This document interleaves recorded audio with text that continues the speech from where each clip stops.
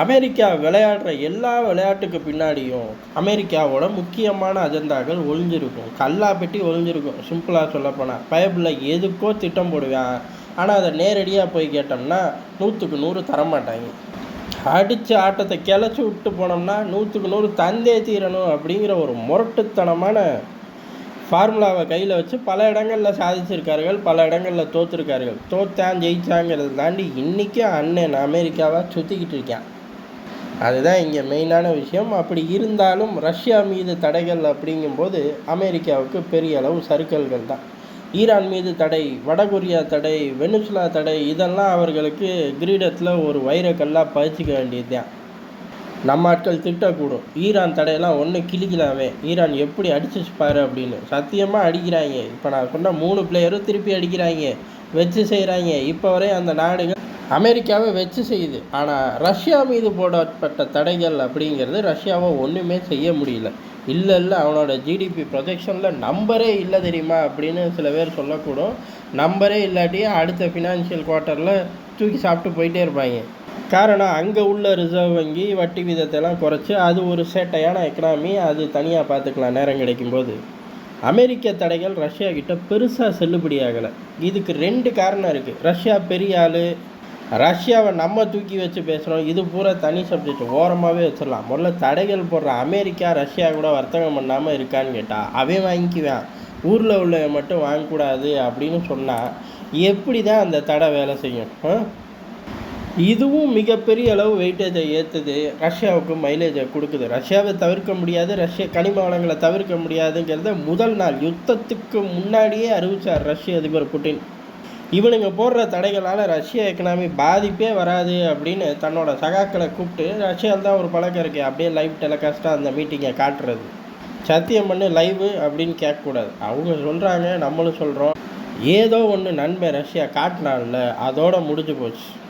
இப்போ அப்படி இருக்கும்போது தான் ரஷ்யாவோட மிகப்பெரிய எண்ணெய் நிறுவனங்கள் 2 மீது ட்ரம்ப்போட தடை. அதுக்கான பேரலர் பொசிஷன் ரஷ்யா எடுத்துருச்சு. மிக விரைவில் ட்ரம்ப் சரண்டர் ஆவார். தேசபக்தியில் விரிவாக பார்த்தோம்.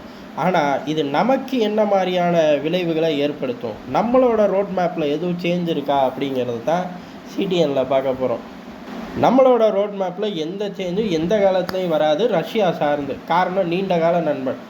அமெரிக்கா இன்றைக்கி தருவேன், நாளைக்கு அமெரிக்கா வரி கூட போடுவேன், தரமாட்டேன்னு சொல்லுவேன், கூட எதையாச்சும் சேர்த்து வாங்கும்பா, அக்ரிகல்ச்சருக்குள்ளே வந்து பரதநாட்டியம் ஆடுறேன்பா. இல்லைடா நாங்கள் ஸ்டேஜ் போட்டு தரோம், நீ வேணால் அங்கே பரதநாட்டியம் ஆடிக்கன்னு நம்ம சிம்பிளாக பற்றி விடுவோம். அதனால் ரஷ்ய உறவு அப்படிங்கிறது பெருசாக மாறாது. ஆனால் வர்த்தகத்தில் எப்படி இருக்குது அப்படிங்கிறது தான். ஏன் அப்படின்னா 2 பெரிய நிறுவனங்கள் மீது தடை. இது சப்ளை செயினை பாதிக்குமான்னு கேட்டால் சத்தியமாக பாதிக்கும். ஆனால் சர்வதேச அரசியலில் பைபாஸ் பண்ணுறதுக்கு ஏகப்பட்ட ரூட் இருக்கும். அதுவும் கடல் சார்ந்த வர்த்தகம் அப்படின்னா கேட்கவே வேண்டாம். அதுலேயும் இந்த கடல் வர்த்தகம் அப்படின்னா யதார்த்தமான உண்மை என்ன அப்படின்னா எவன் கண்ட்ரோல்லையும் இல்லை அப்படிங்கிறது தான். உதாரணத்துக்கு செங்கடலில் அமெரிக்கா தலைகீழேருந்து கடல் தண்ணி குடிச்சு கூட பார்த்தாங்க, வாய்ப்பே இல்லை ராஜா, போயிட்டு வந்துட்டாங்க. இதை காட்டில் யதார்த்தமான உண்மை அம்புட்டு கப்பல்லையுமே மிகப்பெரிய உலகளாவிய லெவலில் நமக்கு தெரிஞ்சும் தெரியாத மிகப்பெரிய பொலிட்டிக்கல் ஃபிகர்களோட பணங்கள் பார்க் பண்ணப்பட்டிருக்கு. அதுக்கப்புறம் அதில் ஏதாச்சும் நடக்கும் அவனே நினச்சாலும் நடக்காது. இருக்கக்கூடிய 100 பேர்களும் 50-50 அப்படின்னு 2 டீமாக பிரிஞ்சு ஆட ஆரம்பித்தா கூட நடக்காது. அப்பேற்பட்ட சிக்கலான இடம் அது.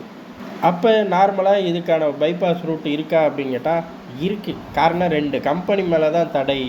ரஷ்ய எண்ணெய் மீது தடை கிடையாது. அந்த கம்பெனி ஏலேருந்து பிக்கு ட்ரான்ஸ்ஃபர் பண்ணி பியிலேருந்து இந்தியன் மார்க்கெட்டுக்கு ட்ரான்ஸ்ஃபர் பண்ணுறது ஒன்றும் பெரிய விஷயமும் கிடையாது, சிக்கலும் கிடையாது, கம்ப சூத்திரமும் கிடையாது. அது ஆட்டோமேட்டிக்காக நடந்துடும். இருந்தாலும் இந்தியா சில ரூட்டுகளை எடுத்திருக்கு.